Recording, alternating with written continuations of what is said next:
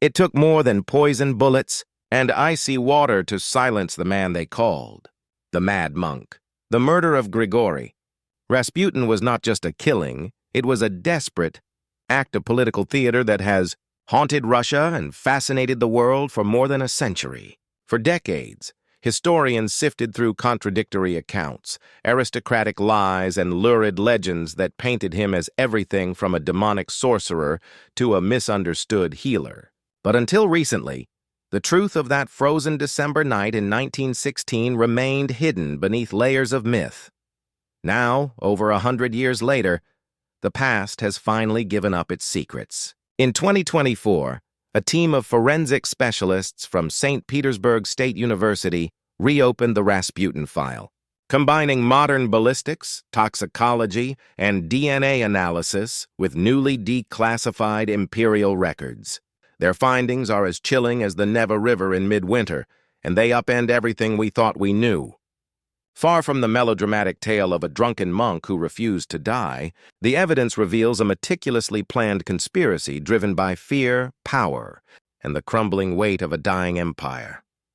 This is not merely the story of a murder. It is a story of desperation at the highest levels of the Russian aristocracy, of political intrigue thick enough to suffocate an empire already teetering toward revolution. The new investigation reconstructs the final hours with cold precision. The private palace where candlelight flickered on gilded walls. The poison-laced cakes, the revolver shots that echoed like judgment, and the dark Neva swallowing a body weighted with chains. To understand why Rasputin's death shocked the world and why his legend still casts a shadow, you must first know the man behind the myth. He was not born into power. He did not inherit wealth or privilege. He emerged from the frozen soil of Siberia, a barefoot peasant who should have lived and died in obscurity. Instead, he became the most feared and influential figure at the imperial court of Russia. His transformation from illiterate farm boy to imperial confidant is a saga of charisma, mysticism, and relentless ambition. Before bullets and river ice, before the whispered plots of princes and grand dukes, there was only a boy staring across endless fields of snow. And it is in those windswept beginnings that the roots of the legend and the seeds of the conspiracy were planted. Grigori Yefimovich Rasputin was born on January 21st, 1869, in the tiny Siberian village of Pokrovsko, where the frozen Tur River winds through a landscape as harsh as it is breathtaking. Life there was an unending struggle against cold, distance, and scarcity. Wooden cottages huddled together for warmth, their walls lined with icons and smoke-darkened rafters. Families survived brutal winters with little more than prayer, rye bread, and a stubborn will to endure. The Rasputin family was no exception. Grigori's father, Yefim, worked as a coach driver, ferrying people and goods across the vast expanses of western Siberia. His mother, Anna, managed the household and bore the heavy toll of frontier life. Infant mortality was common. Hunger was a constant threat. From birth, Grigori knew only the unyielding rhythm of rural labor, tending animals, hauling water, tilling thin soil that yielded barely enough to feed a family. Yet even in childhood, villagers whispered that something about the boy was different. He had a restless energy, a stare that seemed to look straight through a person, and a strange knack for knowing things he couldn't possibly know. Neighbors recalled incidents where he predicted storms or found lost animals miles from home. Whether coincidence or something more, these small mysteries marked him as a figure set apart. At 18, Rasputin married Praskovya Dubrovina, a local girl of equally humble origin. Together they would have 7 children, though only 3, Maria, Dmitri, and Varvara, survived past infancy, a grim but typical reality in rural Russia. Despite the hardships, Rasputin was known as a devoted, if sometimes wayward, husband and father. He worked the fields, cared for livestock, and occasionally drank too much with village companions, living the rough-hewn life of a Siberian peasant. Everything changed in 1892. That year, after a period of personal turmoil and visions he later described as divine, Rasputin left his farm and traveled to the Verkhoturye monastery. What began as a pilgrimage of a few weeks turned into a spiritual awakening that redirected the course of his life. He spent months in contemplation, prayer, and conversation with monks, absorbing a deep, if unorthodox, understanding of Russian Orthodox mysticism. He never took formal vows or became a priest. Instead, he embraced the life of a starets, a wandering holy man who lived outside official church structures. This was no retreat from the world. Rasputin returned to Pokrovskoe with a new aura of purpose.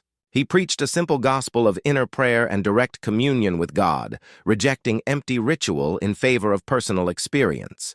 Word of the charismatic peasant who could see into souls began to spread along the river routes and across the Siberian plains.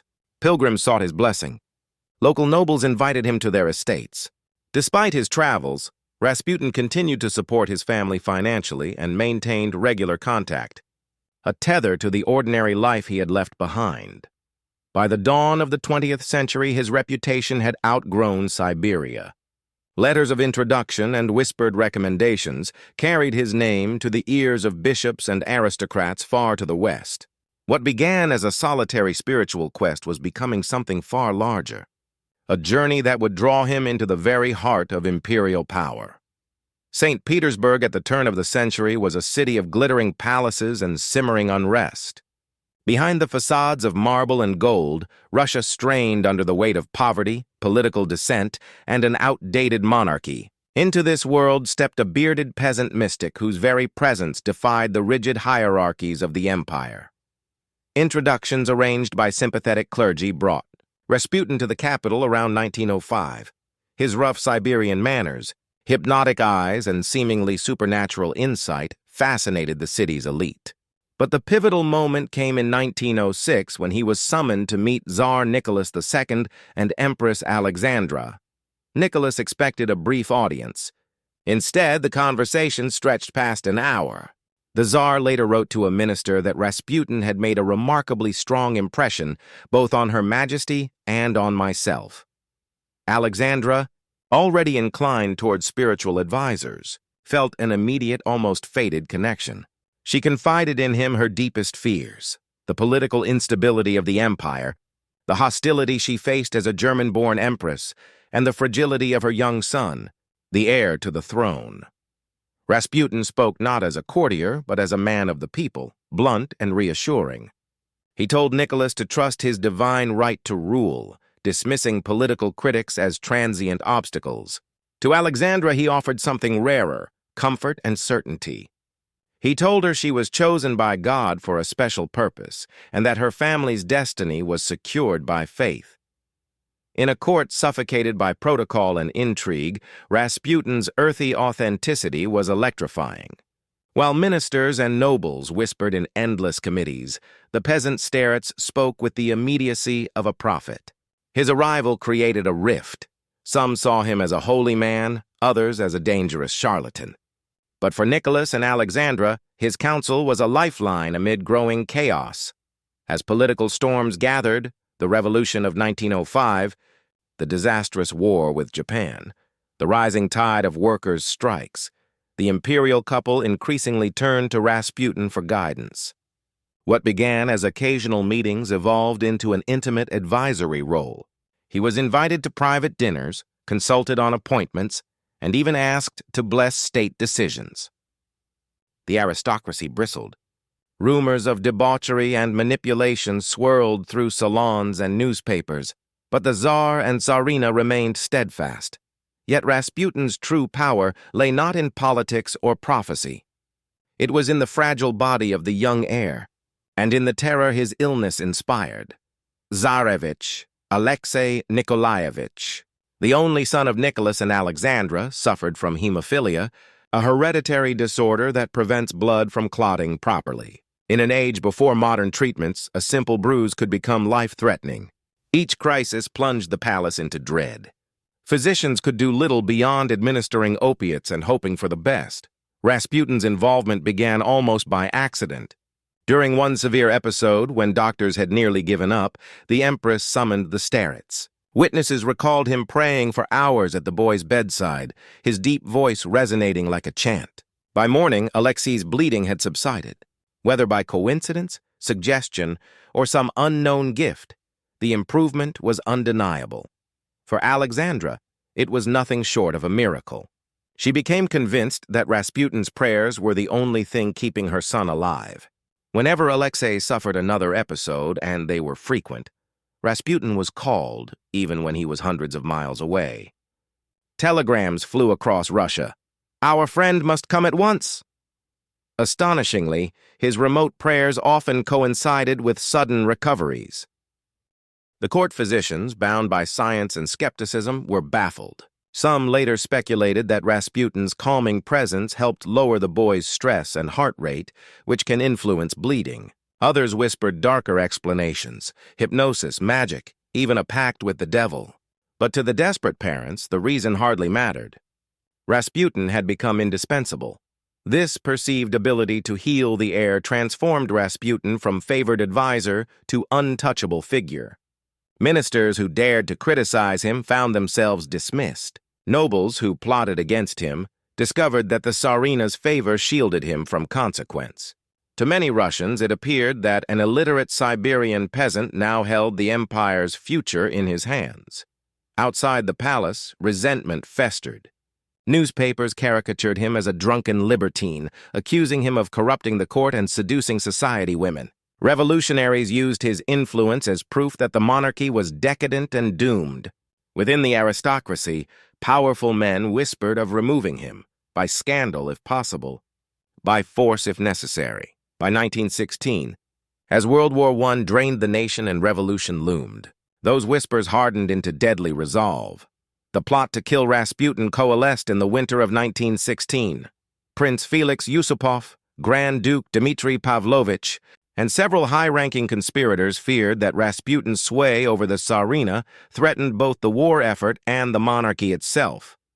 They lured him to the Yusupov Palace on the night of December 9 old style, with promises of a late night gathering and the company of Yusupov's beautiful Tsai.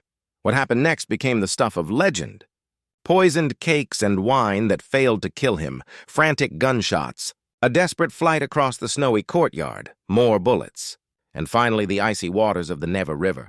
The tale, repeated endlessly in newspapers and memoirs, painted Rasputin as a near-supernatural figure who refused to die. But the 2024 forensic investigation strips away the melodrama. Modern toxicology of preserved tissue samples found no trace of cyanide, the poison supposedly baked into those famous cakes. Ballistic analysis of the autopsy reports indicates that the fatal shot, fired at close range into his forehead, came from a British-made revolver, not the weapons carried by the known conspirators. Archival research revealed secret dispatches suggesting British intelligence had strong motives to eliminate a man they believed was urging the Tsar toward a separate peace with Germany. Far from a chaotic, drunken brawl, the murder now appears to have been a calculated execution involving not only Russian aristocrats but possibly foreign agents. Rasputin was shot 3 times, once in the chest, once in the back, and finally in the head. The icy Neva was not his cause of death. He was already dead before his body hit the water. These revelations recast Rasputin's end as more than a sensational crime. It was a political assassination at the twilight of a collapsing empire, a desperate act meant to shape the outcome of a world at war. Within a year, the Romanov dynasty would fall, the Tsar and his family executed in a basement in Ekaterinburg. The conspirators' victory was hollow. Their world dissolved in revolution, and yet Rasputin's shadow endures. To some, he remains a holy man unjustly maligned, a mystic whose only crime was influence. To others, he is the embodiment of corruption and the dangerous allure of unchecked power. The 2024 investigation does not settle that debate. If anything, it deepens the mystery. Science can tell us how he died, but not why his life still captures the imagination. Perhaps it is because Rasputin personifies the contradictions of his age: peasant and prophet, sinner and saint, healer and manipulator. He rose from frozen fields to the gilded halls of the Winter Palace. and in death became a symbol of both the empire's decadence and its doomed spirituality. More than a century after the shots rang out in Yusupov Palace, the Mad Monk still refuses to vanish from history's stage. The truth uncovered by modern science is chilling, but the legend, half man, half myth, remains immortal. Rasputin's murder did not save the empire. It hastened its collapse.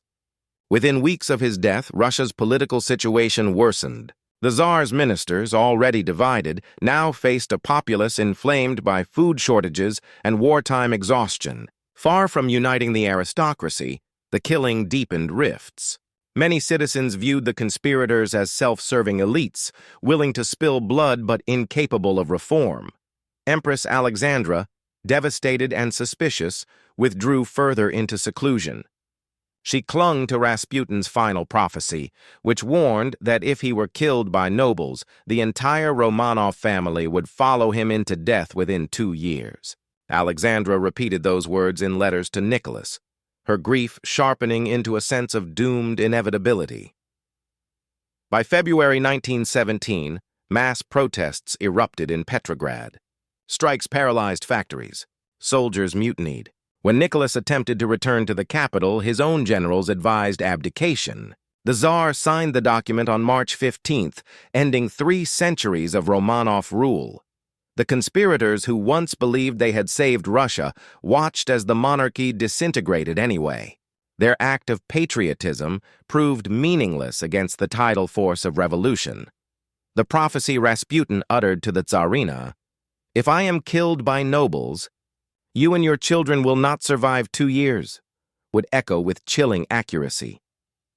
After abdication, Nicholas and his family were moved from palace to prison, first to Tobolsk and later to Ekaterinburg. Isolated and demoralized, they endured harsh confinement while civil war raged outside. Alexandra kept Rasputin's letters close, reading them aloud to her daughters as both comfort and warning. On the night of July 16, 1918, Bolshevik guards awoke the Romanovs and led them to a basement under the pretense of relocation. There, in a brutal hail of gunfire and bayonets, the imperial family was executed. Within 20 months of Rasputin's death, the prophecy had come true. The grim symmetry of these events fed the growing legend. To monarchists in exile, Rasputin became a martyred seer. To revolutionaries, his life symbolized the corruption that doomed the dynasty. Either way, his name remained inseparable from the fate of the Romanovs. Over the next century, Rasputin's story grew far beyond the facts unearthed by forensic science. Writers, filmmakers, and musicians transformed him into a near-mythic figure, a sorcerer, a seducer, a prophet, a demon. Hollywood portrayed him as both charismatic healer and lecherous villain. Novels embroidered his encounters with the supernatural. Pop songs immortalized him as the lover of the Russian queen. Part of his enduring appeal lies in the contradictions. He was a devout pilgrim who drank and caroused, an illiterate peasant who advised emperors, a man accused of manipulating women while preaching spiritual purity. Each generation has projected its own anxieties onto his legend. Fear of hidden influence, fascination with mystical power, the tension between faith and reason. Scholars continue to debate the real Rasputin. Some emphasize his sincere religious devotion and ability to calm the hemophiliac Alexei. Others highlight his opportunism, his taste for luxury once he reached the capital, and his reckless disregard for political consequences. The truth likely lies somewhere between, complex, human, and elusive. Even today, his name is shorthand for shadowy influence. Politicians accused of backroom manipulation are called Rasputin-like. His piercing stare still appears on book covers and film posters, a reminder that some stories refuse to fade. The 2024 forensic project that reignited interest in Rasputin did more than debunk old myths. It opened new questions. DNA analysis of preserved hair confirmed his Siberian origins and robust health at the time of death. Ballistic tests matched the fatal bullet to a British Webley revolver, suggesting, though not proving, foreign involvement. Advanced toxicology verified the absence of cyanide or other common poisons, undermining the infamous tale of poisoned cakes. Historians are now re-evaluating diplomatic archives from Britain, France, and Germany to determine whether Allied intelligence agents may have aided the conspirators. While definitive proof remains elusive, the circumstantial evidence is striking. Rasputin advocated a negotiated peace with Germany, which would have allowed the Central Powers to concentrate forces on the Western Front. To Britain, that possibility was intolerable. The scientific findings remind us that legends often grow where evidence is scarce. Forensic technology may clarify certain facts, but it cannot fully capture the fear and superstition that made Rasputin's death feel supernatural to his contemporaries. More than a century later, Grigori Rasputin remains an enigma. He was a peasant who strode through marble halls, a mystic who unsettled emperors, a healer whose death foretold revolution. Modern science has stripped away some of the more fantastical claims, but the core mystery endures. How did one man, armed only with charisma and faith, shape the destiny of an empire? Perhaps the answer lies not in miracles or conspiracies, but in the timeless human need for hope amid chaos. Nicholas and Alexandra faced a collapsing world, war, disease, political upheaval. In Rasputin, they found a figure who promised certainty when everything else was crumbling. That need for certainty is as powerful today as it was in 1916. The icy waters of the Neva have long since flowed past the palace where bullets ended Rasputin's life. Yet his story continues to ripple across history, a cautionary tale of faith and fear, power and obsession. The mad monk is gone, but the legend endures, unchained by time, forever haunting the twilight of Imperial Russia. News of Rasputin's murder reverberated far beyond Russia's snow-covered borders. Foreign newspapers seized on the lurid details: poisoned pastries, frantic gunfire, a frozen river tomb, printing sensational headlines that sold millions of copies. In London and Paris, diplomats whispered that the empire's spiritual advisor had finally met a fitting end. Yet some worried that the violent act signaled deeper instability in an already fragile ally. American correspondents, stationed in Petrograd to observe the war, reported breathlessly on the monk who could not be killed, framing his death as proof that Russia teetered on the edge of anarchy. German intelligence analysts, meanwhile, speculated whether his assassination might delay any chance of peace talks, a potential strategic setback for the Kaiser. The immediate geopolitical impact was subtle but real.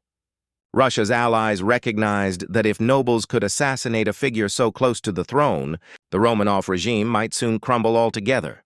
Rasputin's corpse, pulled from the Neva, became an ominous symbol in diplomatic cables across Europe. While nations speculated, Rasputin's own family faced a far more intimate tragedy. His widow, Praskovia, remained in Pokrovskoe, receiving the devastating news from distant Petrograd in a terse telegram. His children, Maria, Dmitri, and Varvara, were thrust into a maelstrom of rumor and danger. Maria especially struggled with the weight of her father's legend. In later memoirs, she recalled walking the icy streets under hostile stares, neighbors whispering that her father was both a saint and a devil. She would eventually flee Russia during the Revolution, working as a cabaret dancer and later a circus performer to survive in Europe and the United States. Through her writings, Maria sought to humanize her father, portraying him as a devout if flawed man, far removed from the monstrous caricature popularized in newspapers. The Rasputin family's quiet suffering underscores a truth often lost in grand histories. Behind every legend are ordinary lives forever altered by myth and politics. After the Bolsheviks seized power, Rasputin's name took on new political utility. For the fledgling Soviet state, he was the perfect symbol of imperial decay, a convenient villain whose excesses and influence justified the overthrow of the monarchy. Soviet textbooks described him as a drunken degenerate who embodied the corruption of the Romanovs.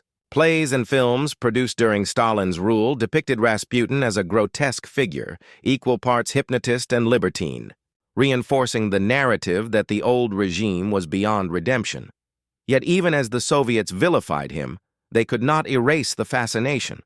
Underground rumors circulated that Rasputin had predicted not only the fall of the Romanovs, but the rise of a worker state.